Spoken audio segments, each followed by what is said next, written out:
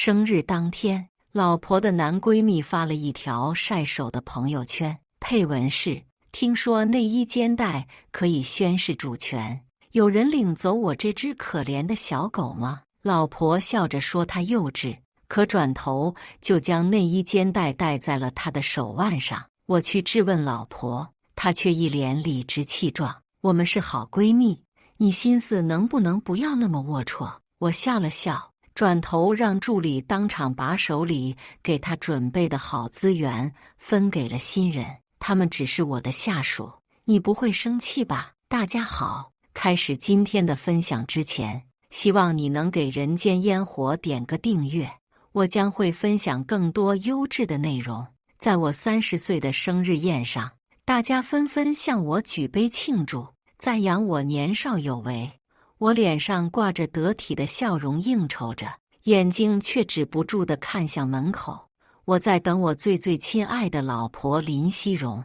宴会开始了好一会儿，她才和男闺蜜宋志文一起姗姗来迟。我高兴地迎了上去，却看到她正在给宋志文细心地整理领带，而宋志文低头看着她，眼睛里满是崇拜和爱慕。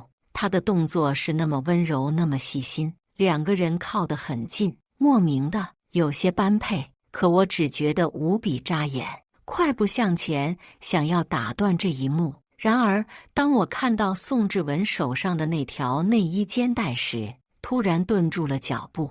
那是我给林熙荣亲手设计的内衣，全世界都是独一无二的，肩带上还绣着她的名字。我闭了闭眼，怀疑是自己看错了，可当我再次睁开眼，却无比清晰地看到了上面的名字。我难以置信，我的妻子将她的肩带当作手环，戴在了别的男人的手上。或许是我的目光太过于直白，宋志文也注意到了我的视线，他扬了扬唇，随即将左手的一块表取了下来。赵总，熙荣送你的表，怕不合适，他让我是戴一下忘取了，你不会生气吧？他用戴着肩带的手将表递给我，那块表是我和林熙荣一起设计的情侣表，他一块，我一块。可我没有想到，我期待已久的关于我们爱情的表，就那样堂而皇之的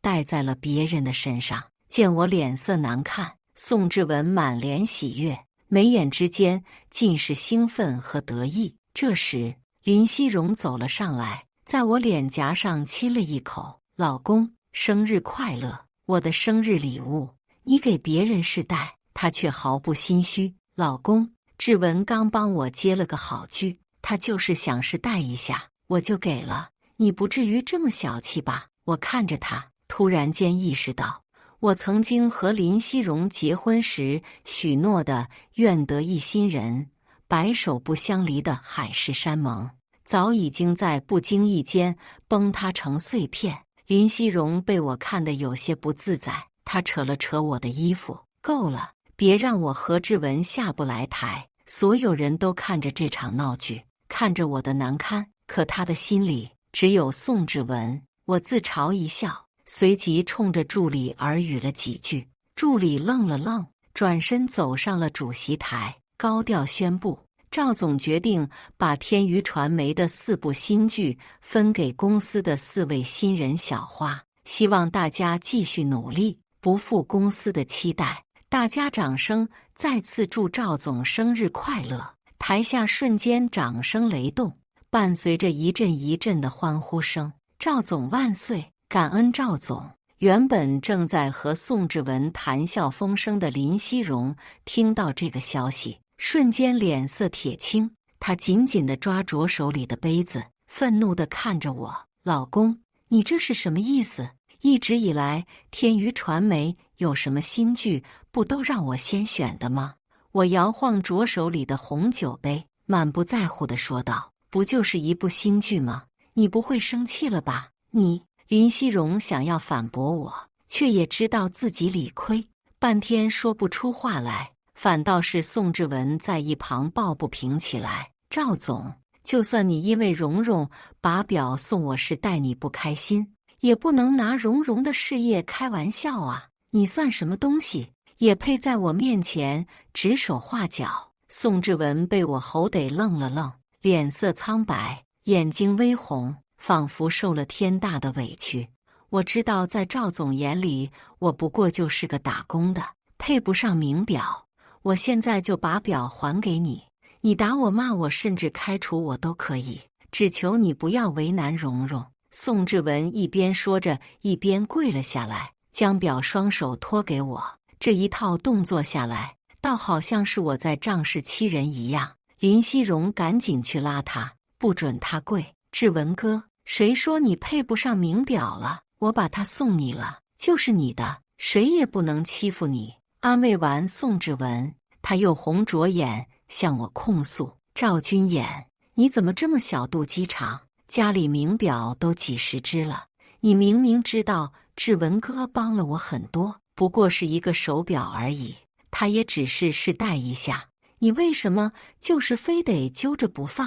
呵呵，看着我的老婆为了别的男人这么义正言辞地控诉我，我忍不住笑出了声。我在嘲笑我自己。林熙荣演技一直不好，我知道她有个女明星的梦，因此一直拿钱砸资源，将她捧成了当红一线女星。这些年，即便身处娱乐圈这个大染缸，她也从来没有和任何男明星传出过任何绯闻。可我怎么也没想到，她会和经纪人不清不楚。我慢慢抬眸，看向了宋志文的另一只手。林熙荣，是不是别人不发火的话，就当别人傻子啊？你把内衣肩带戴他手上，你告诉我，我他妈该怎么大度？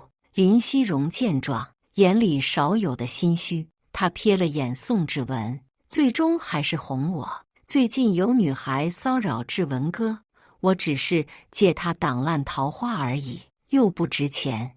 你还记得你结婚时候说过的话吗？我有些失望地看着他。我们结婚时曾互相许诺，不做任何越矩的事情。他偏过头避开我的视线，显然他是记得的。可是他已经不在乎当初的承诺了。他就是我的男闺蜜兼经纪人而已。你别乱吃飞醋。我指着宋志文，你自己信吗？林熙荣，都是成年人，他对你什么心思，你不清楚。他不但对我老婆有非分之想，还敢舞到我面前来，这口气不出，我以后不用在宁海混了。宋志文心虚地嚷嚷：赵总，我和蓉蓉之间清清白白，你不要血口喷人。我没理他，反而看着林熙荣，老婆，辞退他，我可以当作什么也没有发生。林熙荣紧紧皱眉，不可能，志文哥走了，我工作怎么办？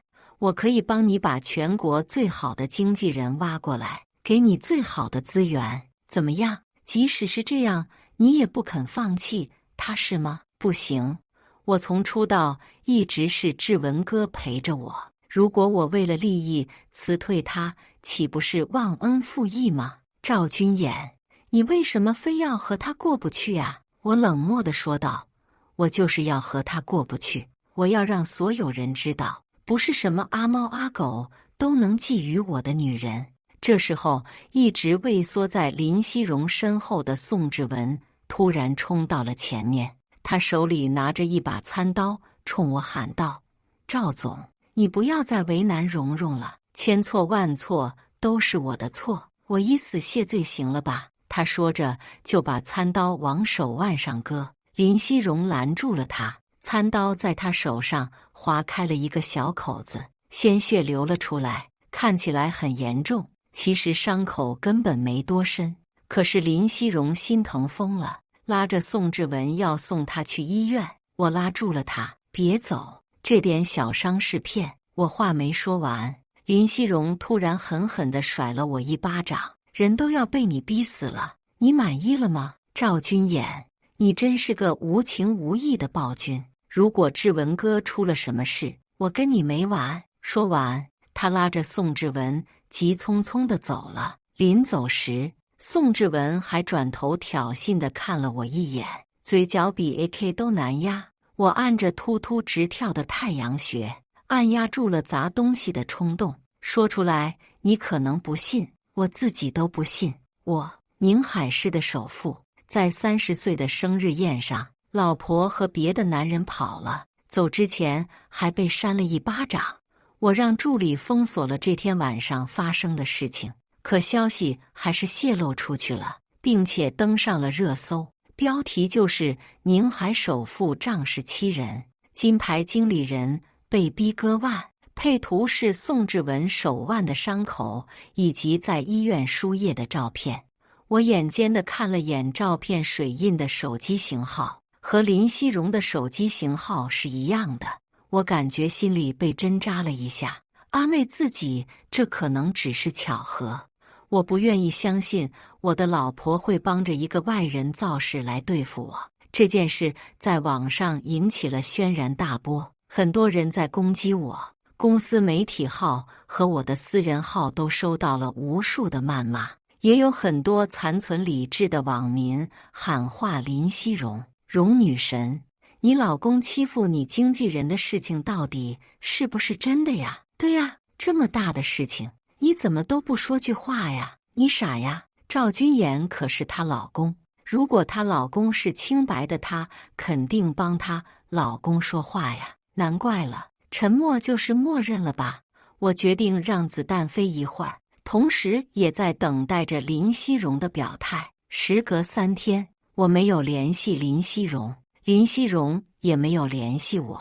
这是结婚7年来我们的第一次冷战。3天之后，事情持续发酵到了最高点，林熙荣似乎终于耐不住了，给我发了消息。然而我打开消息，却发现林熙荣联系我，只是要求我主动给宋志文道歉，不然他会向媒体坦白所谓的事实。我回他自辩。于是他真的为了袒护宋志文而承认了舆论，是我逼迫宋志文自杀，多可笑！与此同时，我的危机公关也发了一条澄清消息，配图2张，一张是宋志文戴的肩带和我给林熙荣设计的内衣的对比，一张是宋志文手上戴着那只表与我和林熙荣的设计图的对比。有奖竞猜，选项1，林熙荣最爱的老公是宋志文；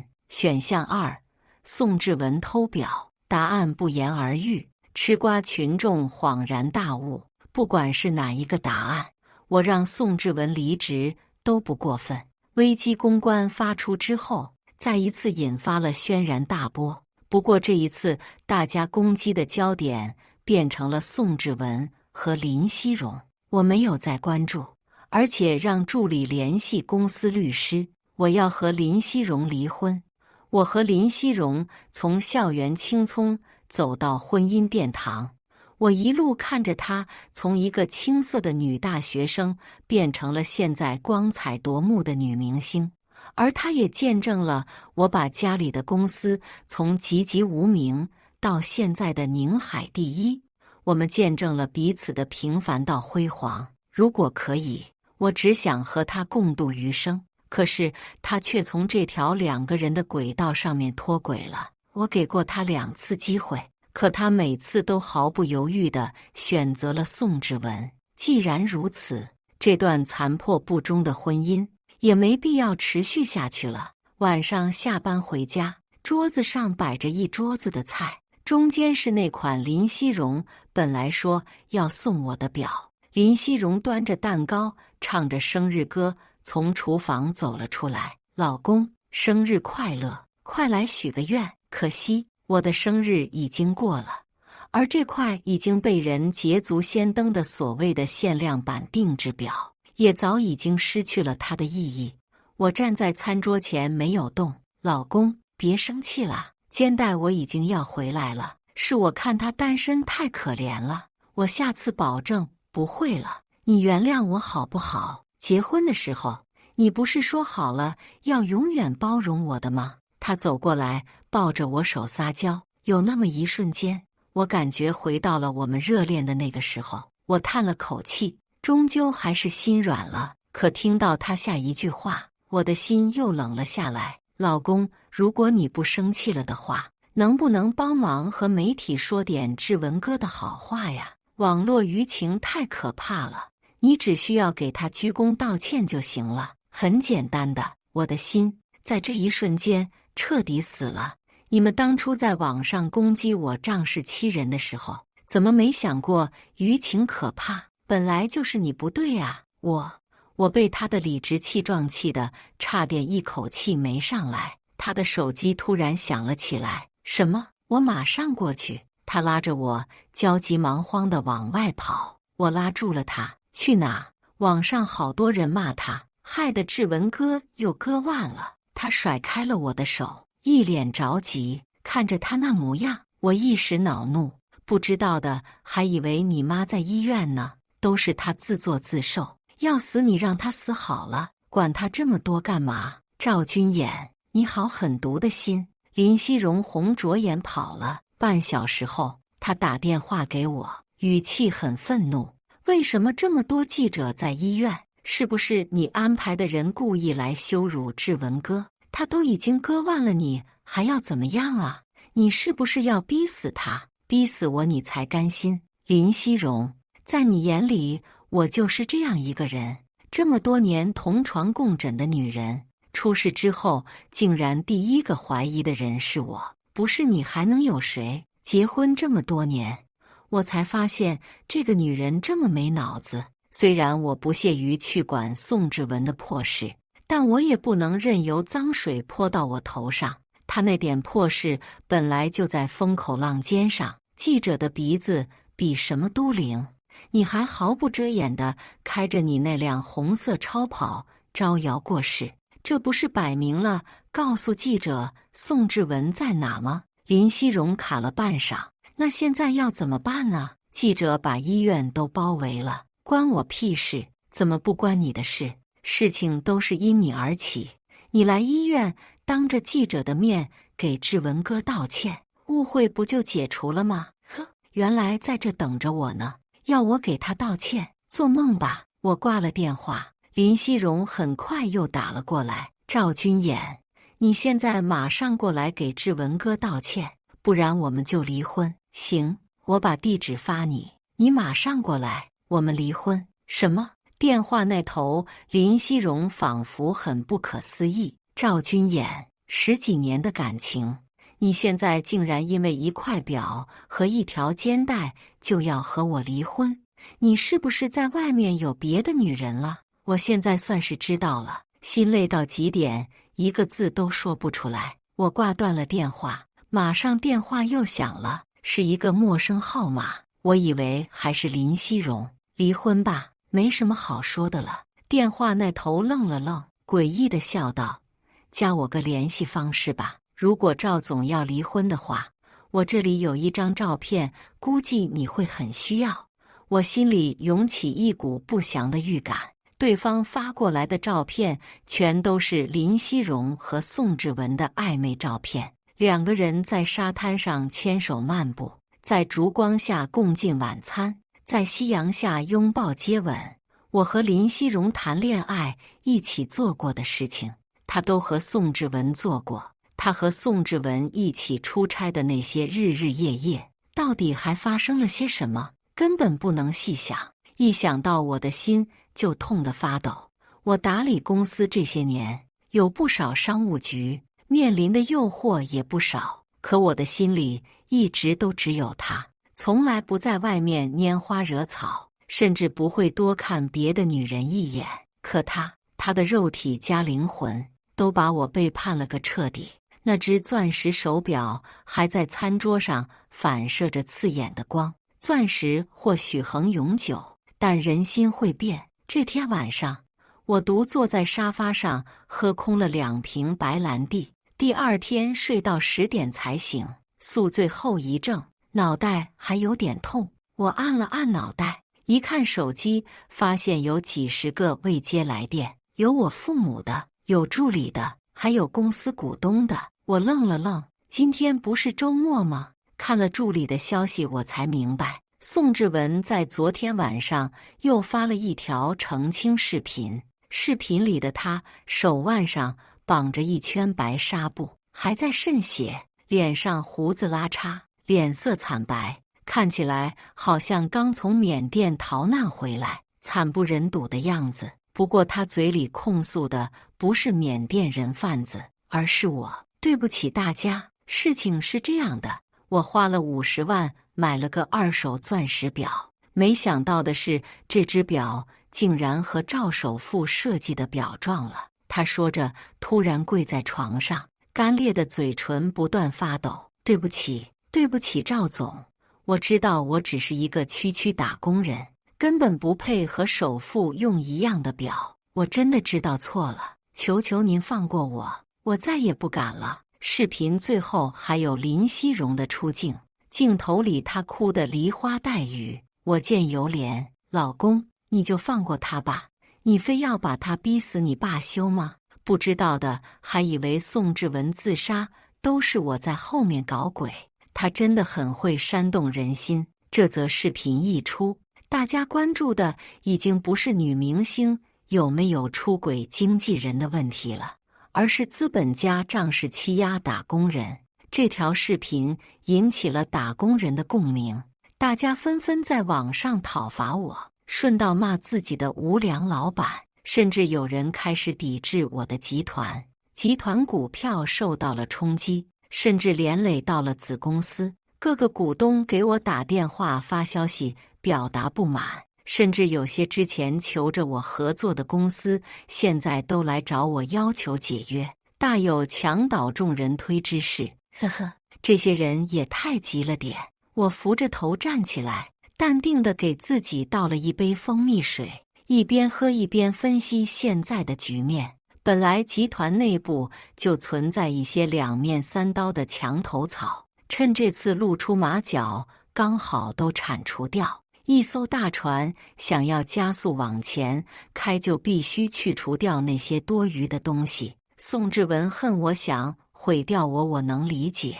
可是林熙荣是为了什么？我真是不懂这个女人。起码我和她现在还是法定夫妻，我的集团破产，把我拉下马，对她有什么好处？难道是因为爱情？想到这里，我又开始头痛起来，一边痛一边苦笑。10年真心为了狗，想想还是很心痛啊。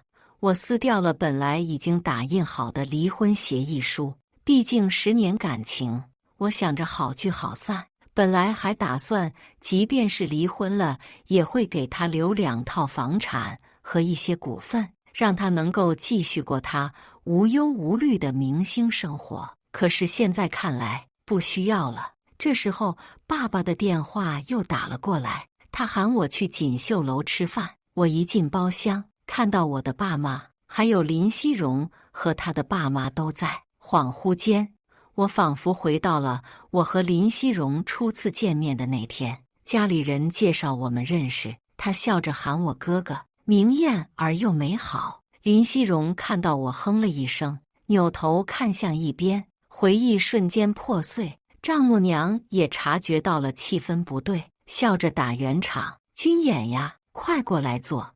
你看你最近肯定没有好好吃饭，都饿瘦了。今天点的都是你和蓉蓉爱吃的菜，可得多吃点。自结婚后，我们2家人关系一直很好，可林熙荣毁了这一切。虽然心有不忍，但当断不断，必受其乱。我没有坐下，既然大家都到齐了，正好说正事。爸妈，我要和林熙荣离婚。”听到这话，本来还有说有笑的长辈们的笑容僵在了脸上。我妈赶紧拉住我：“哎呀，妍妍，东西可以乱吃，话不能乱讲的。好端端的，怎么突然要离婚呢？”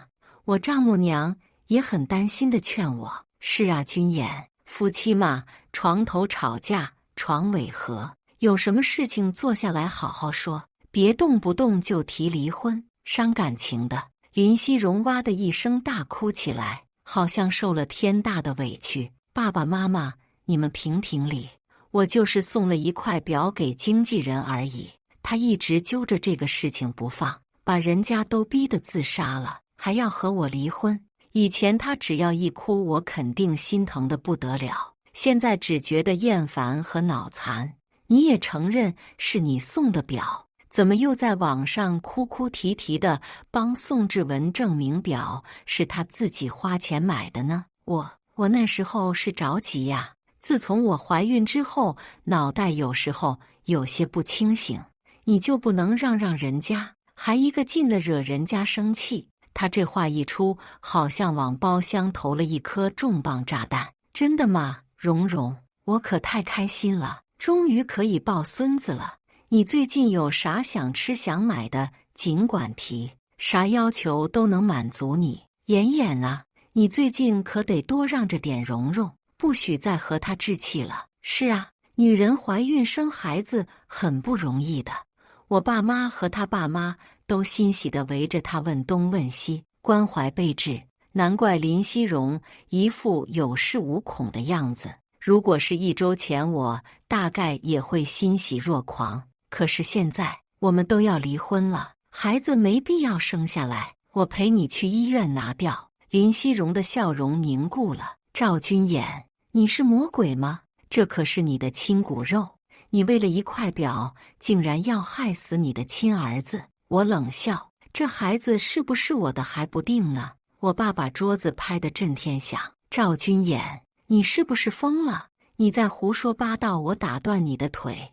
我把狗仔拍到的照片发到了我们6个人的家族群。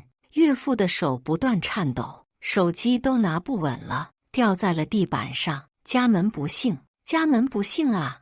我爸妈红着眼看着林熙荣，这么多年，他对林熙荣比亲生女儿还亲。林熙荣，我们赵家待你向来不薄，就算你结婚之后要做明星演戏，也从来没阻拦过你，还尽心尽力为你铺路。可你为什么要？我妈都说不下去了。不！林熙荣惊慌失措地拉着我的手。老公，你相信我，我绝对没有做背叛你的事情。这些照片我都可以解释的。这张是因为我在海边崴了脚，所以志文哥才牵着我。这张是我们在讨论剧本，剧本里面有喝交杯酒的情节，我和他提前实验一下而已。还有这张，他卡了一下，我觉得很滑稽。怎么，你们接吻也是在实验剧本？那剧本里面也有上床，有结婚生子，你们是不是也要一一实验一番？不，我从来没想过和他结婚，我的老公只有你。我冷漠回应，随便你怎么想，离婚之后你想什么都不关我事了。不行，我不要和你离婚。他歇斯底里，痛哭流涕地呐喊着，赵君衍，我爱你，从始至终只爱你，我的生活里不能没有你啊！我没好气地对他，你可拉倒吧。林熙荣，你爱我会把内衣肩带送给别人，明目张胆地带着；你爱我会帮着别的男人制造舆论，试图搞垮我的事业。或许你曾经爱过我，或许结婚的时候许下的海誓山盟是出于真心，可是现在你已经变了。林熙荣，你不能一边贪恋着新鲜的爱情，一边享受我对你的好。离婚吧，从此山水不相逢，你我别无期。林熙荣定定地看着我，眼神里流露出惶恐。他好像刚刚才发现我是认真的要和他离婚，毕竟以前他和我赌气，也提过几次离婚，每次都是我服软把他哄好了。那是因为那时候他只是吃醋任性，和这一次的性质完全不一样。他牢牢地抓着我的衣角，终于低下了他高贵的头颅。对不起，我给你道歉，这一次是我太任性了，都是因为你现在事业上太辉煌了，所以我想找点事情来试探你，证明你还爱我。其实你只要给我服个软就没事了。没想到事情会闹成这样，你原谅我这一次好不好？我保证下次不会了。呵呵，林熙荣真是深刻实践了什么叫不作死就不会死。原来这一场闹剧只是他的一次试探，一次服从性测试。可也正是这次试探，让我看到了我们之间早已经变质的婚姻。没有下次了，我已经不爱你了。我冷漠地拿出了离婚协议书，塞到他怀里。因为你婚内出轨，我的财产你一分钱也别想拿走，但是你婚前带过来的嫁妆，以及你婚后的一切收入，在扣掉你个人支出之后，可以全部带走。林熙荣向来花钱大手大脚，他赚的钱基本都被他挥霍掉了。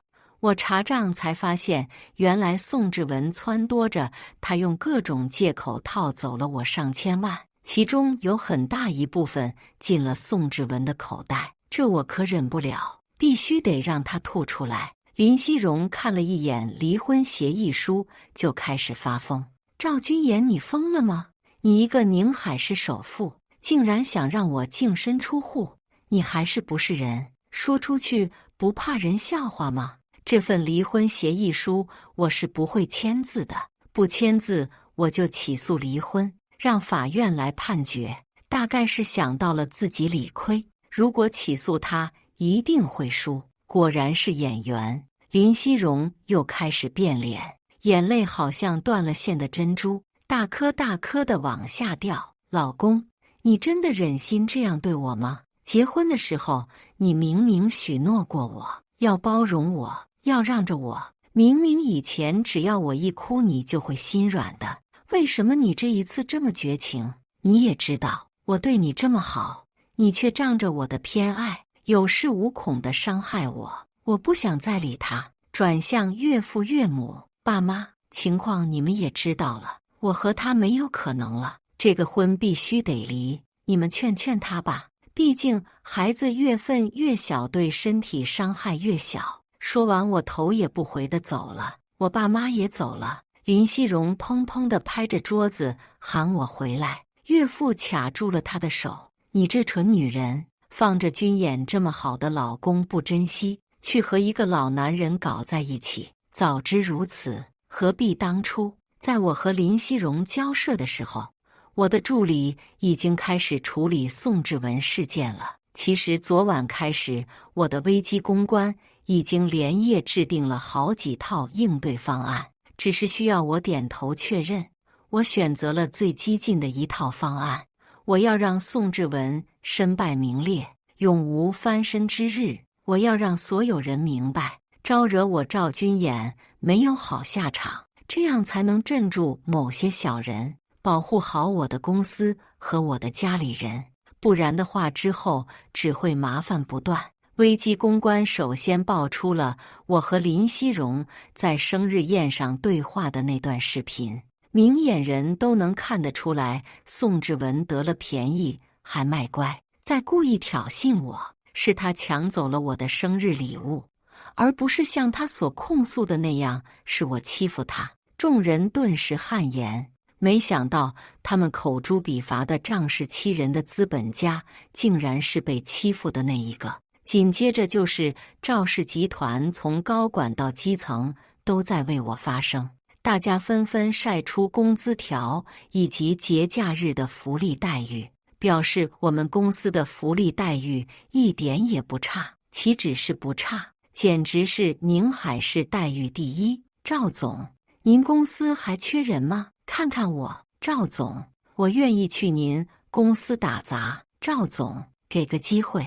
一时之间，形势瞬间逆转，公司股票飞涨，超过了巅峰时期。这一波操作下来，直接给公司省了几个亿的广告费。公司股东对我的态度由原本的不满迅速变成赞不绝口，网上甚至有人揣测这是不是赵氏集团自导自演的一场大戏。就在这时，我让人放出了我查账才发现，原来宋志文撺掇着林熙荣套走了我账上5000万的证据，进一步撕毁了他扮演的兢兢业业打工人的人设。众人一片哗然，这妥妥的白眼狼啊，连吃带拿还陷害苦主，真是没心没肺，猪狗不如。警察上门，宋志文乖乖地把从我这里坑走的钱吐出来，可笑的是，就这种情况了，林熙荣还是不愿意辞退宋志文，也不知道宋志文给他灌了什么迷魂汤，让他坚信宋志文就是他成名的伯乐。在一部电影戏份杀青之后，林熙荣热情地感谢导演，想做东请导演和宋志文一起吃饭。知名导演很奇怪，说：“你请吃饭也应该请我和赵总一起吃饭啊，喊宋志文做什么？他现在风评这么不好，我躲他还来不及。”林熙荣愣住了：“志文哥，宋志文他和您不是好兄弟吗？”他说：“是因为他的交情您才给我签的这部剧。”呸！好兄弟，他算个什么东西？导演抽了一口雪茄，看着他，仿佛在看一个傻子。说实话，你的演技很一般。这个演技一般的新人能签这么多好剧，那都是因为你的好老公投了钱。你不会傻到认为是你那个狗屁经纪人的功劳吧？林熙荣感觉天都塌了。他哆哆嗦嗦地给以前的导演联系，证实了刚才导演说的话之后，无力地坐在椅子上待了好一会儿，才清醒过来。他给我打电话：“我之前签的剧每一部都有你的投资是吗？”“也不是每一部，放心，那个钱不用你还。”林熙荣又开始哭：“为什么？为什么不告诉我？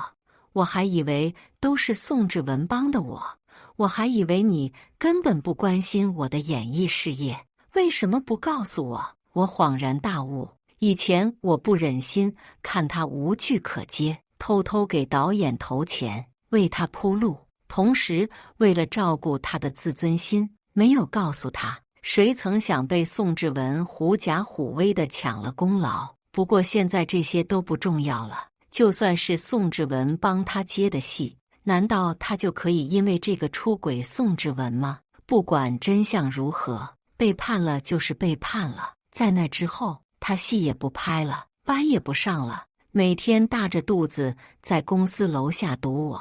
我不好让他一个孕妇在楼下站着，毕竟名义上我们还是夫妻，只好让他上楼。他每天在办公室的会客厅等着我上下班，每天就是重复着：“老公，我还爱你，不要离婚好不好？明明你也很爱我，为什么我们要错过？不，我不爱你了。如果你真的爱我，那就放我自由吧。”他就是不同意。我无意再和他纠缠，直接走了法律程序。那就等着法院判决吧。林熙荣以怀孕为由，不同意离婚。我提交了林熙荣的出轨材料，并且动用了一些关系，最终在1个月后成功离婚。我和林熙荣离婚当天，各大娱乐号纷纷爆出当红女星首富妻子林熙荣出轨默默无闻经纪人宋志文的消息，配图就是他们在夕阳下接吻的照片。因为这个事情之前就引发过一次大风波，这一次得到实锤，网民和各大媒体就像见了血蚊子，风林扑在这件事上吸血。林熙荣因为丑闻被娱乐圈封杀，一下子气急攻心，晕倒在地上，双腿之间的鲜血流了一地。众人急急忙忙把他送到医院，可孩子还是没能保住。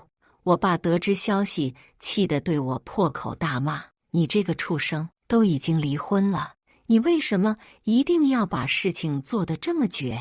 你让我以后该怎么面对你林叔叔？”“爸，这事不是我做的，如果是我做的，我一定会承认，不是我做的事，别人休想让我背黑锅。”我发动人手查到了那个匿名的投稿人，虽然他匿名了，但是黑客技术很容易就查到了他发邮件的电脑 IP， 竟然是宋志文的电脑。他是想彻底坐实林熙荣出轨的事实，从而让离婚之后的林熙荣死心塌地地和他在一起。林熙荣醒来后得知孩子没了，绝望地坐在床上，像个破碎的布娃娃。他爸妈在旁边陪着他，宋志文在一旁不断地安慰他，说以后他还会有自己的小孩。我带着人进了病房，看到他的样子，还有于心不忍。宋志文看到我目光凶狠，他把林熙荣挡在身后。你来干什么？你把我们害成这个样子，难道还不够吗？我让保镖把他按住，拿破抹布塞住了他的嘴。我狠狠地踹了他一脚。叔叔阿姨，我用性命起誓，那些照片不是我泄露的，是这个畜生。我查到了他的电脑 IP。交代完这些，我押着宋志文出门。谁知道这时候林熙荣突然大喊：放开他！什么？我以为我听错了，似乎这一声大喊耗尽了他的力气。他倒在床上，抓着他妈妈的手，流着眼泪喊着：放开他，让他走。行，原来他这么爱他。我感觉自己像个小丑。既然是他自己的选择，虽然不理解，但我尊重。我带人走了。我以为很快会听到林熙荣和宋志文的婚讯，可没想到是死讯。林熙荣在医院住了2天，就坚持要出院。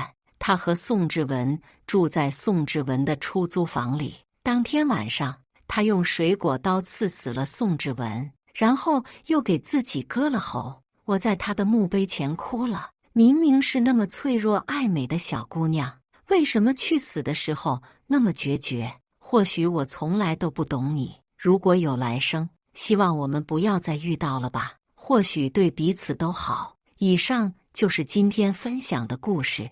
大家有什么想说的、想吐槽的，欢迎在下方评论交流。也更希望能给人间烟火点个订阅，我将会分享更多优质的故事内容。